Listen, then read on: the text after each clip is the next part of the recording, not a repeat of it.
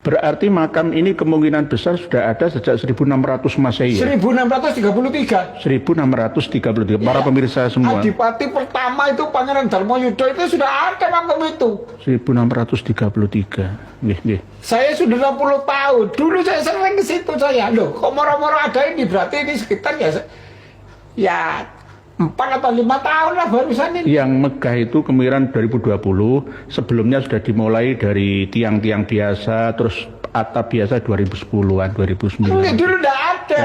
Jadi saya kalau ke situ enggak ada. Jadi saya kalau non sewu, kalau dulu waktu saya masih remaja main di situ.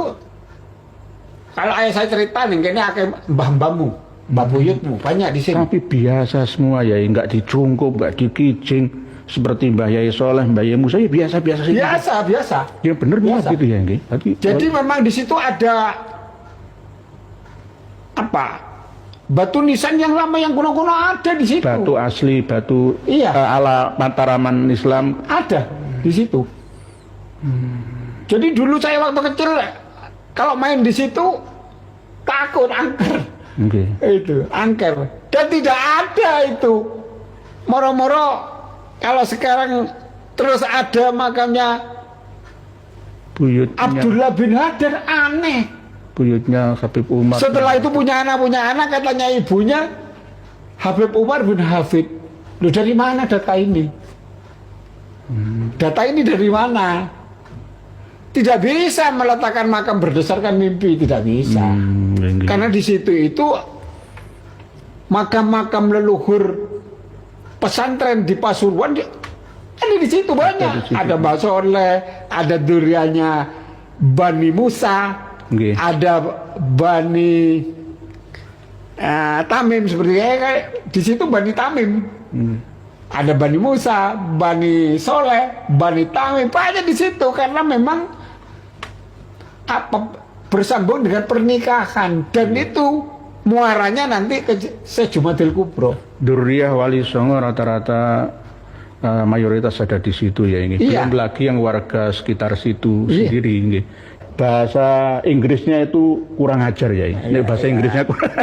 Tapi ini bahasa Arabnya su'ul adab. Berani mendirikan Mekah seperti ini, mau menguasai wilayah. Makbaroh saja kuasai. Dan nuan sewu ini di pinggirnya ini menjadi jalan kan, masya Allah. Orang mau ke sana mesti lewat sini ya. Berarti yang kelanggai makamnya Yai Musa, Yai Soleh dan Yai macam-macam banyak. Nah inilah Pak Polisi pengumuman Pak Bupati. Lihat ini, beliau tidak hanya beliau, kami akan datangkan berapa saksi yang dibutuhkan.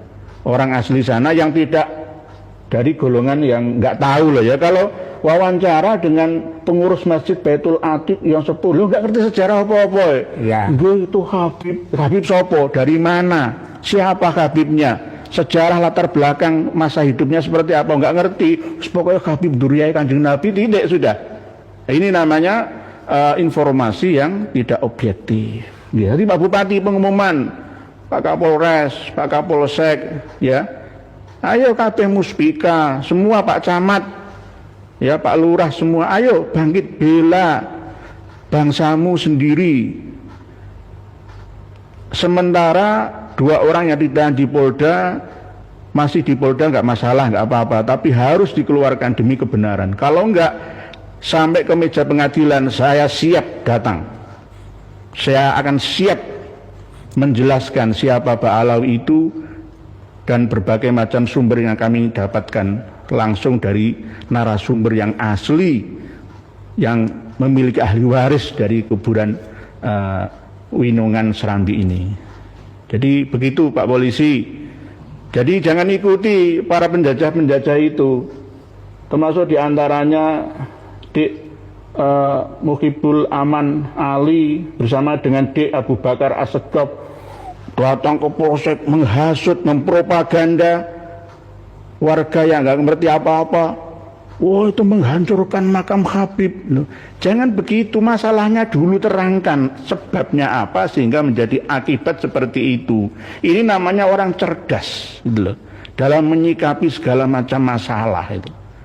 Ya kalau langsung nuduh mau propaganda mengumumkan perang, dipindah ke Madura, dipindah ke Kalimantan sana, ya adu domba itu namanya. Mengadu domba sesama anak bangsa. Menjelek-jelekan Gus Nur, Gus Huda, Gus Soadi. Waduh, salah besar itu. Kalau Gus Soadi, Abu Ammar sudah mau ngamuk, dulu itu preman-preman disembeli kabeh di sana itu. Kalau Gus Soadi, Abu Ammar sudah turun gunung ngamuk, saya nggak bisa menasihati. Keamanan di Pasuruan seperti apa saya nggak bertanggung jawab. Karena beliau kalau sudah kadung ngamuk ya, beliau itu mukibin dulunya. Gus Soadi itu mukibin, mobil diberikan, perempuan diberikan, wah apa, rumah dibuatkan. Setelah beliau sadar malah justru nggak ada rasa terima kasih dari Habaib Alawi khususnya yang ada di Pasuruan, malah menghujat beliaunya.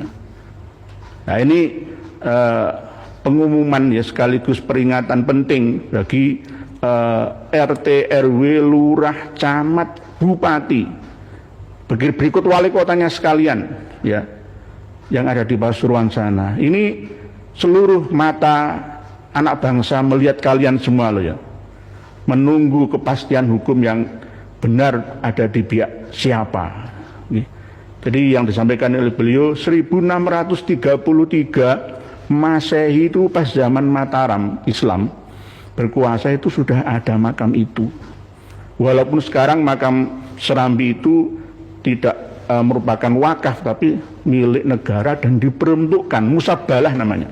Musabalah itu ya, tanah yang diperuntukkan untuk pengkuburan. Bahasa Arabnya musabalah atau musbalah atau musabalah. Menurut kitab Nihayatul Zen karya dari Syekh Nawawi Al-Bantani harus dirubuhkan Hudima.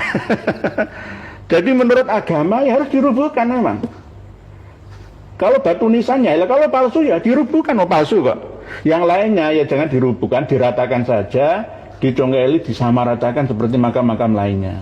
Nanti kalau ini dibiarkan akan diadakan acara-acara mauludan, khol-kholan, istighosahan, dan dihiasi dengan bunga-bungaan, rampe-rampean, ya seperti apa taman-taman itu. Nanti akhirnya ya semua akan tertindas. Ini namanya mati ngrepotno wong, urip yang ngrepotno wong.